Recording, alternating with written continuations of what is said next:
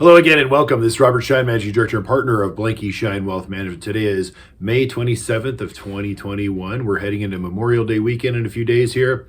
And let's talk about a few headlines that we're paying attention to at Blanke Schein Wealth Management as we navigate the markets and portfolios for our clients. So let's talk about those today, and thanks for watching.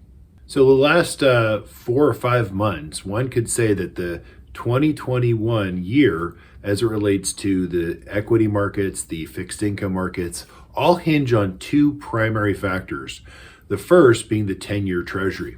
We've had some fits and starts and some rising of rates year to date, as we've seen as evident by the 10-year Treasury right now. And we've also seen the Federal Reserve. We call that, what they say in meetings, what their press release post meetings are, their minutes, if you will, and ultimately from meeting to meeting when the Federal Reserve Chairman as well as the board members of the Federal Reserve around the United States give speeches from time to time. And in their speeches, this is historic. This is usually what happens all the time between one Fed meeting to another Fed meeting.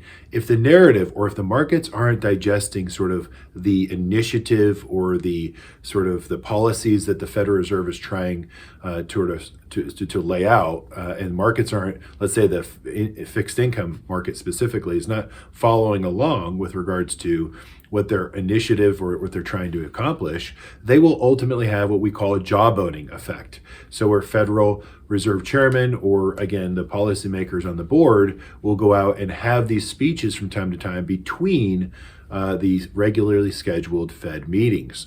And ultimately, what we saw most recently in all of the different various speaking engagements by the Federal Reserve Board is that they're all in unison and lockstep with the same message, the same take-home point.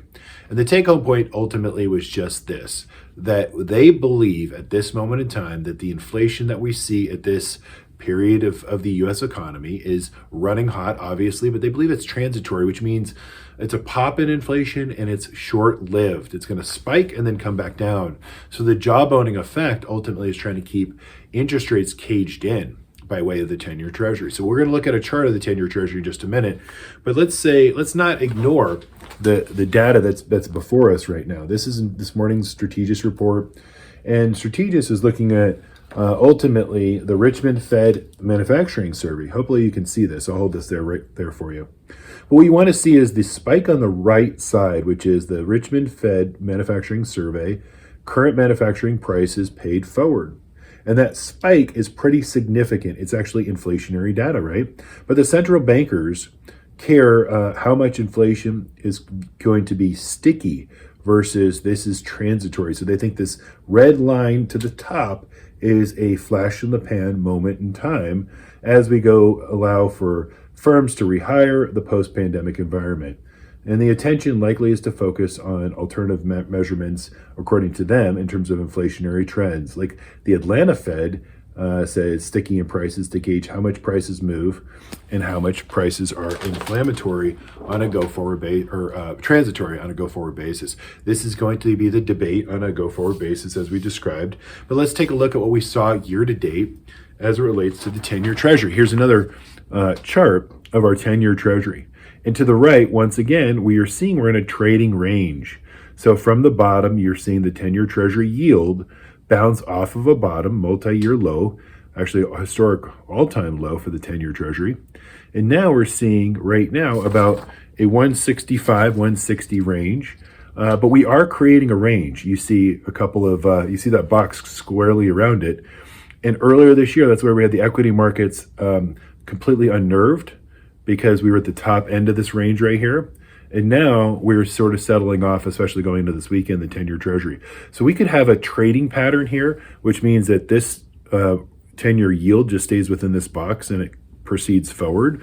And that'll ultimately be healthy because it's going to add some consistency to the market and sort of predictability. What you don't want is what we saw earlier this year, and that was the spike. The spike just straight up. When spikes happen, markets are essentially counterbalancing each other, and that's when you get a lot of volatility. Now let's get to volatility. We've got a 3-day weekend coming up for Memorial Day weekend, and for all those who served, our thoughts and prayers, and thank you for your service, for everything you've done for the country and for all of us here. So thank you, friends and family who've done that. But also going into a holiday weekend, it's not uncommon, like we're seeing right now, we're seeing low trading volume and low volatility. Why is that? It's quite simple. A lot of people are just preparing for the weekends, get away. This weekend, as we know, Memorial Day weekend it's going to be very different this year than it was last year, because Americans are getting out there and traveling once again and looking for some normalcy around the United States. So stay healthy, stay safe, and thanks for watching our bi-weekly updates here at Blanke Schein Wealth Management. Take care. Have a good day.